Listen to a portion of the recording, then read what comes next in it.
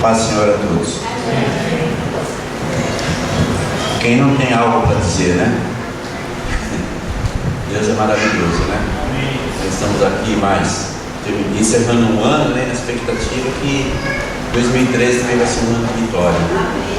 Como diz aquele cantor irmão Lázaro, né? Vou passando minha vida dando glória a Deus, né? As dificuldades, Deus é maravilhoso. Amém? Oremos então pela palavra.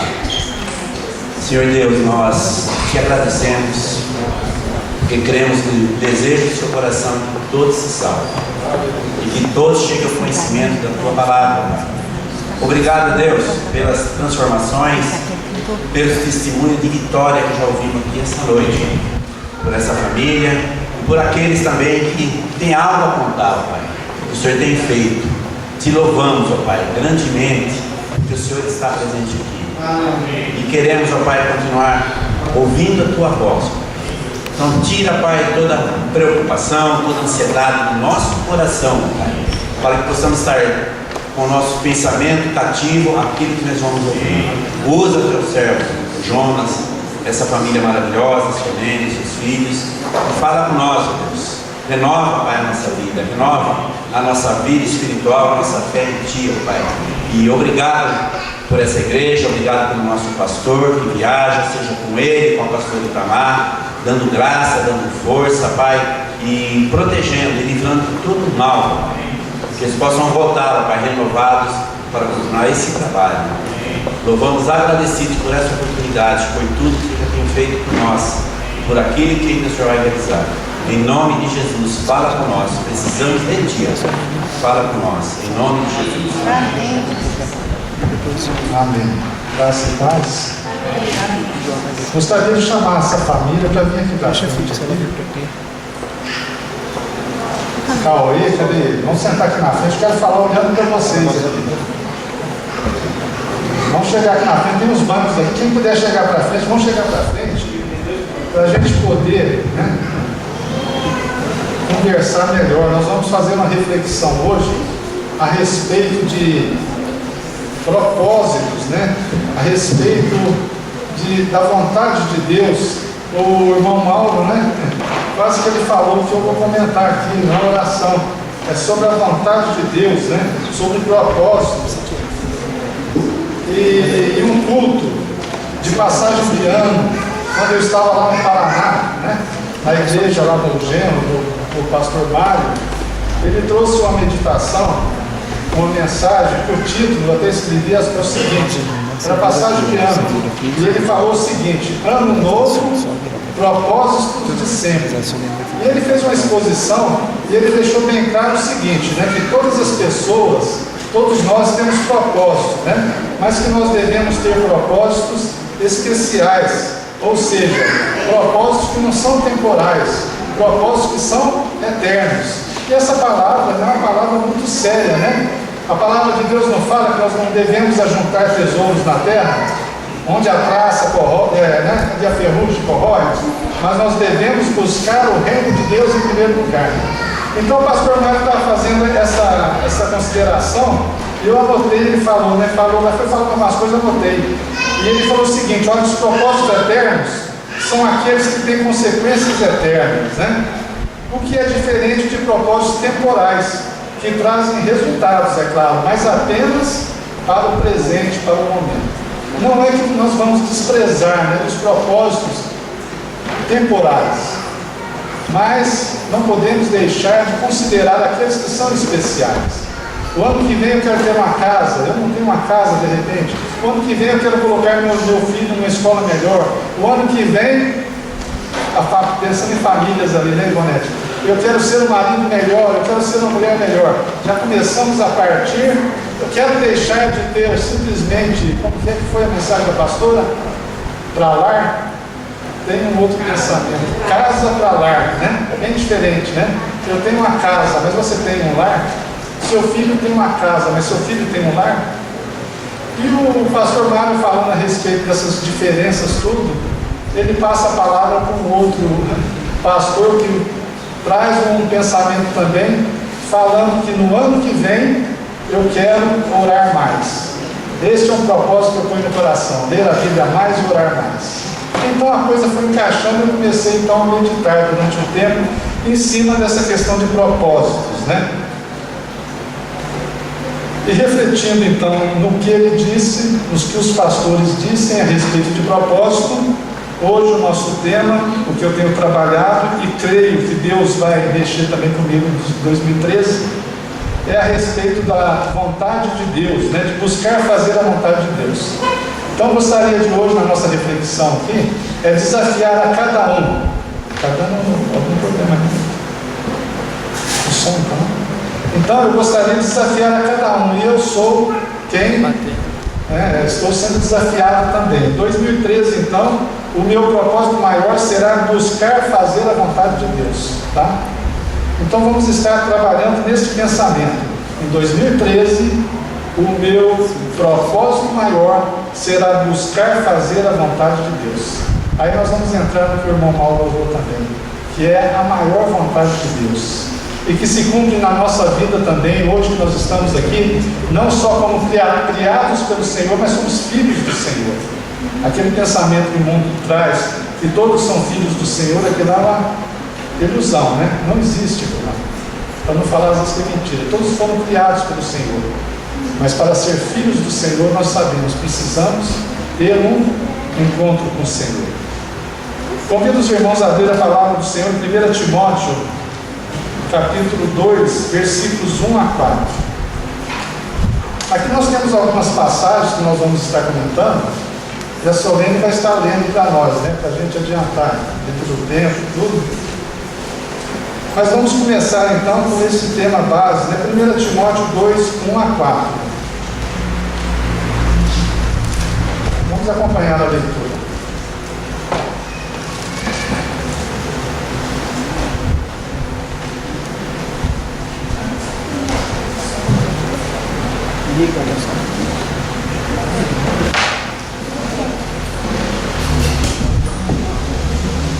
Antes de tudo, pois, exorto que se busque a prática de súplicas, orações, intercessões, ações de graça, em favor de todos os homens, em favor dos reis e de todos que se acham investidos de autoridade, para que vivamos vida tranquila e mansa, com toda piedade e respeito.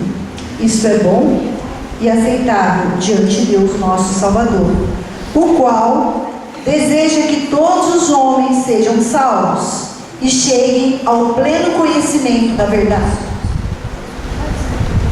Agora eu estou aqui com o versículo de João, do Evangelho de João, capítulo 6, versículo 40, e ele fala o seguinte: porque a vontade de meu Pai é que todo aquele que olhar para o Filho e nele crer, tenha a vida eterna, e eu ressuscitarei no último dia.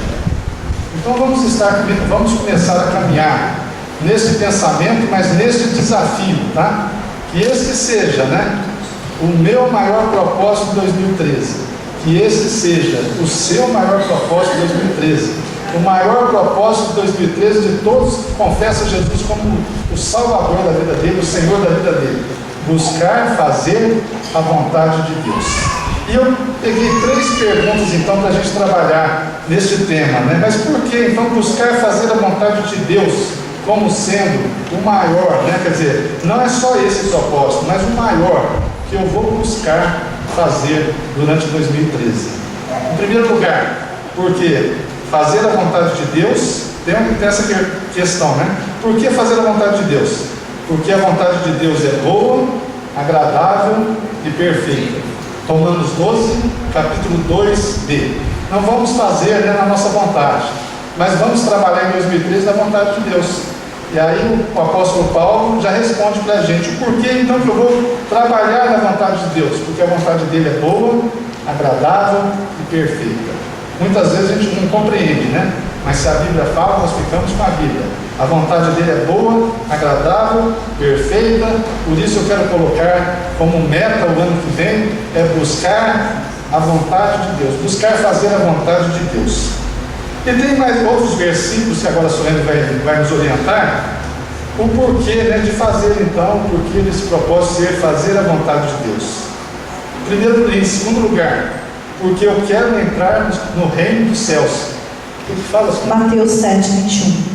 Nem todo que lhe diz Senhor, Senhor, entrará no reino dos céus, mas aquele que faz a vontade do Pai que estás nos céus. Olha só confessar no sentido de palavras, né? Externa. Uma vez eu estava analisando, estudando a respeito de conversões, eu levei um susto que tem uma conversão que ela é intelectual, ou seja, ela fica só na mente, né? Ela não vai para o coração. A pessoa aceita Jesus, mas de repente você vê que ela aceitou só de uma forma intelectual. Ela sabe tudo, conhece tudo, julga tudo aquilo de certo, mas na hora da prática ela não pratica, não vai para o coração. Então nós vemos aqui, e já é um parâmetro para a gente, né, caminhar, que eu devo fazer a vontade de Deus, porque só entra no céu aquele que faz a vontade de Deus. E aí nós sabemos, né, e graças a Deus ele relata tudo na Bíblia, né? Tantas coisas que a gente não sabia e via em nosso contexto, em nosso meio, escândalos acontecendo por aí, mas como pode, em nome de Deus, a gente vê que tem um dia que o Senhor vai chegar e ele vai fazer essa separação. Você falou, você pregou, olha só, você curou, né? Você expulsou demônios, mas não tem parte contigo, porque você fez isso, você sabe por quê. Qual era a motivação dessa pessoa? Você cura? Você olha a pessoa curada, você põe a mão, a pessoa é liberta. Muitas vezes a gente não consegue fazer isso. Algumas vezes sim, outras não. Mas mesmo que aonde você vai, você põe a mão, você cura, você liberta, você faz tudo. Mas se você, de repente, não faz a vontade de Deus, você não entra no reino dos céus. Faz em partes, né? Usa o nome dele, tem sucesso, tem poder, porque esse nome não falha, mas segundo outras intenções. A motivação é outra bem grande. E a gente sabe, hoje em dia está por aí, existe motivação de dinheiro, poder, status, mas Deus sabe. E essa palavra deixada aqui deixa bem claro e responde a tantos questionamentos que eu particularmente tinha no meu início da caminhada cristã. Mas como pode? Pode sim. Tem pessoas que estão orando, curando, libertando, fazendo tanta coisa, tendo um sucesso aos olhos humanos, mas não tem garantido a salvação dele, a entrada no reino de Deus. Pessoas que estão ouvindo a palavra dele vão para o céu, mas ele mesmo muitas vezes pode não ir para o céu. Outra coisa, porque eu escolhi esse propósito maior, porque fazer a vontade de Deus, né? Porque eu quero, além de entrar nos céus, eu quero pertencer a esta família de Jesus. E nós vamos ver aqui em Mateus 12:50, que para pertencer a essa família, nós temos que estar ligados à vontade de Deus. Eita, nós. Porque qualquer que fizer a vontade do meu Pai Celeste, esse é meu irmão, irmã, irmã. Olha só, a questão da vontade de novo. Condição, né? Faz a vontade, esse sim, é meu pai, meu irmão. Lembra da questão de Jesus ali, né? Chegam diante dele falando, seu pai e sua mãe estão aí querendo falar com você. Quem que ele cita? Que são os parentes dele, a família dele. São todos aqueles que aceitavam e faziam a vontade de Deus.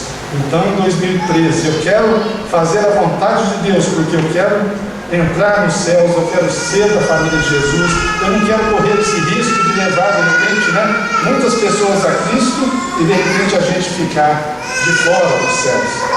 Outra coisa, a palavra também fala em João 8:31 e João 15:8 que disse, pois, Jesus aos judeus que haviam crido nele: se vós permanecerdes na minha palavra, sois verdadeiramente meus discípulos. Nisto é glorificado meu Pai, em que deis muito fruto, e assim vos tornareis meus discípulos. Então esse propósito ele é muito bom. Por quê? Porque eu quero ser um verdadeiro discípulo de Jesus. Lembra que o pastor Léo pregou várias vezes? Você pode ser muitas vezes um cristão, mas você muitas vezes não é um discípulo. Você crer, você professar com palavras é uma coisa. Agora o discípulo é aquele que segue, né? É aquele que segue o mestre e tenta ser igual ao mestre, né? Eu lembro do Kung Fu, né? Sobre da época do Kung Fu. Então, tinha um carequinho igual o Carlos ali, que ele queria ser igual ao mestre. Então ele falava, eu quero ser igual ao mestre. O que eu faço para ser igual a você? Temos vários discípulos aí, temos cada discípulo internacional, né? A gente vê na TV, mas será se de repente precisasse morrer na cruz como Jesus, eles teriam coragem, né? Então essa questão de fazer a vontade de Deus, a gente vê que ela nos chama a atenção, ela é muito importante, porque nós só seremos chamados, né, de discípulos se nós, não só em palavras, né, mas em atitudes, se o nosso comportamento for de acordo com a vontade de Deus. Outra coisa, João 6,38 e João 4,34, vamos ver o que ele fala. Porque eu desci do céu, não para fazer a minha própria vontade, e sim a vontade daquele que me enviou. Disse-lhes Jesus: a minha comida consiste em fazer a vontade daquele que me enviou e realizar a sua obra. Olha que interessante, né? Olha como quando a gente busca a questão de vontade, quando a gente se trata do homem, a gente vê que o coração é enganoso, não é isso? Vê tanta situação negativa, mas quando fala da vontade de Deus, é algo que eu vejo assim, que a gente pode entrar de cabeça, né? Por isso que Jesus ele fala, por isso que Jesus não parava e falava: olha, a minha comida, a minha bebida é fazer a vontade de Deus. E eu, analisando alguns textos, comecei, por que em 2013, né, eu não entro nesse propósito? Porque eu não busco, né, de repente, como tantos, não só. É claro, quando a gente fala Jesus, e muitos já veem: ah, mas Jesus é Deus. Eu sei, eu creio que Jesus é Deus. Ah, mas Jesus, quando a gente fala a respeito de Jesus perdoar os pecadores, né, aqueles que matavam ele, muita gente fala: ah, mas ele é Deus. Só que ele era Deus e ele era homem, né? Ele morreu e ressuscitou. Se ele fosse só Deus, ele não ressuscitaria. E aí, com essa questão, tudo bem, então vamos mudar para o outro lado. Existe um Estevão também, né? E aí? Estevão era Deus? Não. E Estevão, quando foi apedrejado, ele fazia a vontade de Deus. Ele foi um tipo de Deus, porque ele também, ao morrer, ele orava por aqueles que estavam matando. E Estevão viu o quê? Os céus abertos. Olha só, via anjos. Estevão, ao ser apedrejado, ele ora e pede perdão, porque eles não sabiam o que estavam fazendo. Então que Deus nos ajude, né? Que seja a nossa comida, a nossa bebida, fazer a vontade de Deus. Porque ela é boa, agradável, perfeita, porque eu quero entrar nos céus, pertencer a essa família, não ser simplesmente chamado de discípulo pelos irmãos ou por outros, mas ser chamado por Jesus. Vocês lembram do julgamento, como ele vai fazer? Ovelhas, se não me engano, ovelhas à direita, né? Cabritos à esquerda, e aí nós vamos ficar abismados. Porque de repente até, sei lá, vamos falar tipo assim, um exemplo: nossa, mas aquele vizinho é ovelha, assim, ou aquele outro é cabrito, porque aos nossos olhos a gente não entende, não sabe. Agora vamos tomar conta da nossa vida, né? Porque na hora que ele chamar ovelhas, vem para cá, não sejamos impedidos de chegar na presença do Senhor, porque nós estamos fazendo a vontade dele, e a vontade dele é boa, agradável, perfeita. Vontade de Deus, né? A chave para entrar nos céus. Então existem muitas pessoas que aceitam a Cristo e pensam que chegaram na etapa final da caminhada. Existe esse pensamento, né? Que não precisa fazer mais nada, que tudo se concluiu. Eu vejo o pastor muitas vezes trabalhando nesse ponto, né? Não que ele vai ficar condenando, não é isso. Só que ele fala: a pessoa vai ficar de repente com um cantinho lá. Ela não vai acompanhar, porque a igreja tem os trilhos, né? E se ela ficar fora dos trilhos, ela vai ficar perdida. Mas existe esse pensamento: ó, tudo se concluiu. E nós sabemos que isso é um puro engano, né? E sabemos que aceitar a Jesus é apenas o ponto inicial dessa caminhada cristã. Aceitou Jesus agora que começou a caminhada cristã. Só que a gente tem ouvido muito por aí, né, a respeito dessa questão. Vem que já conclui tudo, não tem mais problema, a situação já foi resolvida, mas não. O aceitar a Jesus, quem aceitou esse ano, é o primeiro ano, né, mas é o início. Aí vai vir as provações, as lutas, mas só que nós temos, né, aqueles que aceitaram, tem essa segurança da presença do Senhor Jesus comigo. Uma caminhada realmente verdadeiramente, de muitos direitos, privilégios, né? Pedro fala, né? Sacerdócio real, nação santa, povo de propriedade exclusiva de Deus, isso é muito bom ouvir, né? Mas também uma caminhada de muitos deveres, renúncias e responsabilidade. Responsabilidade com a leitura da palavra, responsabilidade com o amor ao próximo, responsabilidade, né, com a unidade, e essa é difícil. Muitas vezes a gente pensa que unidade é o que? Nós pensamos iguais, não é isso, né? A unidade não é isso. A unidade é estar junto apesar das diferenças, né? Responsabilidade de ser tradicional um pouco, mais tradicional como? Tradicional na tradição dos apóstolos, né? De lar em lar, na comunhão, no partir do pão. Então muitos aceitam Jesus apenas como seu Salvador. É bom aceitar Jesus como seu Salvador? É, mas não podemos parar por aí. Podemos até parar, temos o direito? Temos o direito. Nós temos a garantia da vida eterna se aceitamos verdadeiramente o Senhor Jesus? Temos sim. Só que, para os outros, nós precisamos do quê? Agora, viver para nós e para os outros, né? Como o Senhor Jesus, Salvador e Senhor da nossa vida. Então, existem muitos, né? Que aceitam Jesus, são salvos e param por aí. Respondem, às vezes, aí já pula lá para aquela parte que Paulo fala, né? Combati o bom combate. Aceitou e parou. Não, eu aceito Jesus como Salvador da minha vida. Ele deve ser sim o nosso Salvador, mas deve ser também o nosso Senhor, controlando todo o nosso ser. E aí nós temos uma declaração que Paulo faz, que ela é fantástica, que diz o seguinte, depois que ele conhece a Cristo, né? Logo já não sou eu quem vive, mas Cristo vive em mim. Como Jesus, nós devemos priorizar a vontade do Pai em nossas vidas.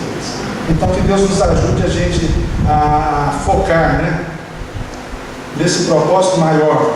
Por quê? Porque a vontade dele, como nós falamos, ela é boa, agradável, perfeita. Hoje nós somos salvos, porque alguns, podemos até dizer, muitos, não pararam só na salvação, né? O Senhor é meu Salvador. Muitos foram além. O Senhor é meu Salvador e o Senhor é o meu Senhor. Muitos responderam: envia-me a mim, eis-me aqui, envia-me a mim, como o próprio Isaías. Primeiro momento, então, por que fazer a vontade de Deus? Nós vimos aí que existe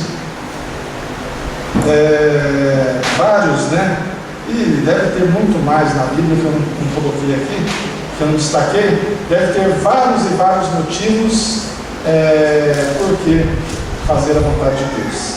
Agora, qual é então? Aí o irmão Mauro já adiantou. Qual é a vontade entre as vontades? Né? Qual é o maior desejo que Deus tem? E nós lemos aí e vamos repetir. Lê para nós também. Antes de tudo, pois, exorto que se use a prática de súplicas, orações, intercessões, ações de graças em favor de todos os homens, em favor dos reis e de todos os que se acham investidos de autoridade, para que vivamos vida tranquila e mansa, com toda piedade e respeito. Isto é bom e aceitável diante de Deus nosso Salvador, o qual deseja que todos os homens sejam salvos e cheguem ao pleno conhecimento da verdade. João 6,40 diz o seguinte: de fato, a vontade de meu Pai é que todo homem que vir o Filho e nele crer tenha a vida eterna, e eu ressuscitarei no último dia. Sabemos que devemos fazer a vontade de Deus. É claro que não usamos a forma de pergunta, né? De troca. Porque nós vimos que não é fazendo, mas porque Ele manda, porque Ele ordena. E vemos também, então, agora que a vontade dEle, o desejo dEle maior é que todos os homens sejam salvos e cheguem ao pleno conhecimento da verdade. Em João 6,40 também, como a Solene leu, né? A vontade de meu Pai é que todo homem que vir o Filho e nele crer tenha a vida eterna, e eu o ressuscitarei no último dia. Vamos agora para o terceiro ponto, então. Como faço, então, a vontade de Deus? E aí a gente conclui esse pensamento. Como faço a vontade de Deus? 2 Coríntios 5,19. Ele fala sobre isso. E nos confiou a palavra da reconciliação, de sorte que somos embaixadores em nome de Cristo, como se Deus exortasse por nosso intermédio. Temos que estar atentos a essa situação de 2 Coríntios, né? Deus nos coloca como embaixadores, né? Lá fala também conciliadores, é o pecador com o Criador, e nós estamos nesse meio, reconciliando, levando o pecador a considerar o Criador. Nós temos esse papel. E falando a respeito do embaixador, eu lembro uma passagem que eu achei, uma vez eu vi numa revista, eu achei muito interessante, achei muito bonita. Um grande pregador, creio que todos conhecem, chamado Billy Graham. Ele deve estar com seus quase 100 anos. E o pessoal parece que cava para ver se derruba, como fizeram vários, mas tem uma vida muito limpa, íntegra, um homem de caráter, né? Um homem que pregou, né? Agora o filho herdou lá, agora é o filho que pregava para presidente, né? Presidente dos Estados Unidos, né? Um americano que é um embaixador, um verdadeiro embaixador de Cristo. Diz que teve um convite. Foi tamanho o sucesso, né, das pregações, dos trabalhos evangelísticos, né, que ele fazia. Tanto é que o Brasil também passou pelo Brasil, há pouco tempo também teve aí um trabalho, acho que era Esperança, não sei, também via TV. Então, um trabalho fantástico, mundial. E com isso foi o quê? Os partidos políticos começaram a querer o quê? Não, esse cara deve ser o nosso presidente. Diz que ele foi convidado a ser presidente dos Estados Unidos. E aí ele foi aconselhar com uma pessoa, né? Qual pessoa que a gente vai buscar conselho na nossa vida? Ele foi na mãe dele. Mãe, tá aí, né? Eu quero um conselho. Fui chamado para se apresentar a um partido aí, para ser o presidente do maior país do mundo, Estados Unidos da América. A mãe dele não pensou duas vezes, a mulher de oração também. Ela falou, você que sabe também, eu dou um conselho, você que sabe.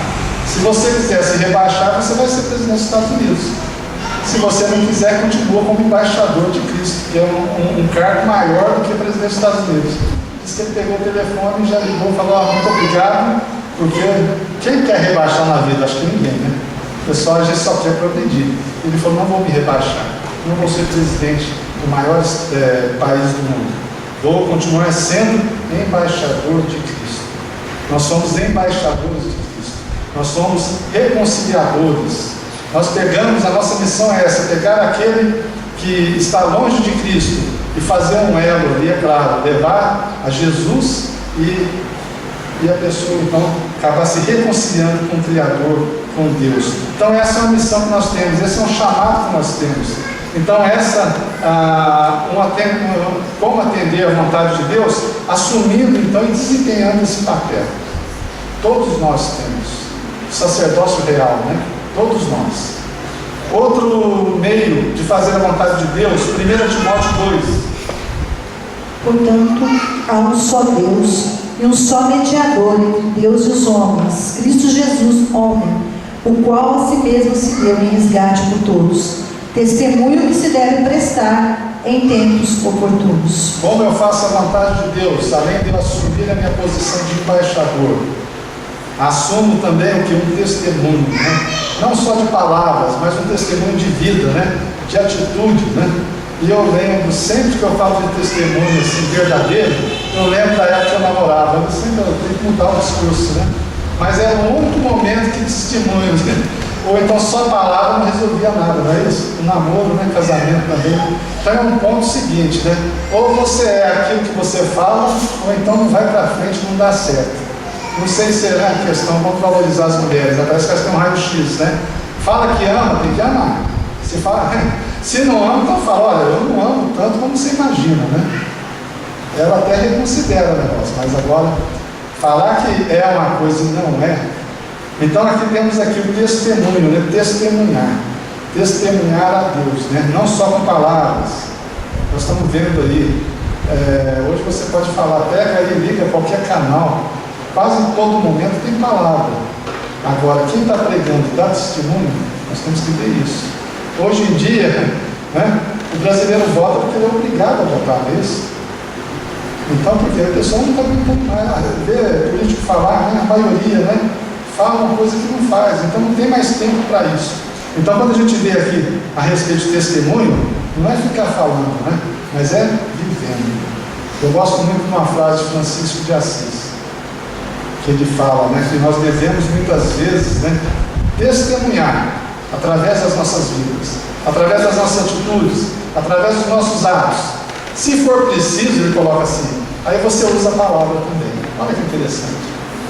Viva o Evangelho. Se alguém perguntar, você fala. Outra questão, como eu faço então a vontade de Deus se eu já sei que ela é necessária, se eu já sei que, né, o desejo dele maior está em salvar, né, as pessoas? Como eu faço então essa vontade de Deus? Tem mais uma palavra em Mateus 28. Ide, portanto, fazei discípulos de todas as nações, batizando-os em nome do Pai, e do Filho, e do Espírito Santo, ensinando-os a guardar todas as coisas que vos tenho ordenado. E eis que estou convosco todos os dias, até a consumação do século. Se sou cristão, né, eu participo dessa grande missão, não é isso? Se a gente começar a analisar, a gente vai ver esse conselho. E tudo isso aqui foi arquitetado por um conselho maior. 3 pessoas, né? São 3 pessoas, né?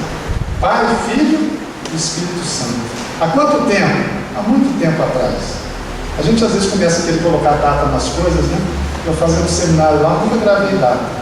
Porque sempre também era assim, né? Cerca de, não sei o que mais. Então essa questão que eu sei que há um tempo muito atrás, existia um conselho de 3 pessoas que fizeram um plano, um projeto, e aí com aquela questão, mas vem cá, plano A, plano B, né? Só sei que o projeto dele é esse, salvar. O projeto dele é salvar, né? Então nós temos o que aqui? Nós temos, mas quem vai ajudar nesse projeto? Aqueles, né, que são meus. Então somos de Cristo. Estamos nesse projeto. Temos que responder a esse ID, né? Fazendo parte dessa grande comissão. Ou seja, quem perde? Quem fica fora, né? O plano de Deus vai ser frustrado? De maneira alguma, né? Já não deu um erro bem no início ali, mas o que ele fez? Quem vai lá? Alguém vai ter que ir. Com Deus o bom é isso, né? Que já está escrito, já está determinado, a vitória já está ali.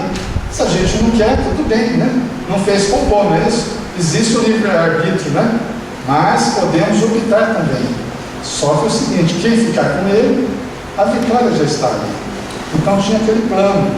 Uma vez no meu serviço eu levei uma palavra que a Eva foi fantástica, viu? A serpente ofereceu para Eva a maçã, falam-se a maçã, né? O fruto. A Eva chegou e falou, você tá achando que eu sou louca, né? Que isso, não vou perder a eternidade por causa de um fruto aí, mesmo que seja saboroso. E aí nós vivemos já a eternidade. Isso foi pregado ali, né? Haveria essa possibilidade? Claro que sim. Ou Deus colocaria aquilo ali, mas sabia da queda? Sabia, mas haveria a possibilidade.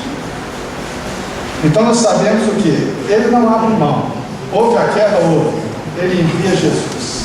E olha só, e se a igreja dele não pregar? Se eu e você, nós não fizermos a vontade de Deus entrando nessa comissão, o que vai acontecer? Eu vejo alguns meios, né, por isso que eu não gosto de gente, não pode ficar condenando os outros.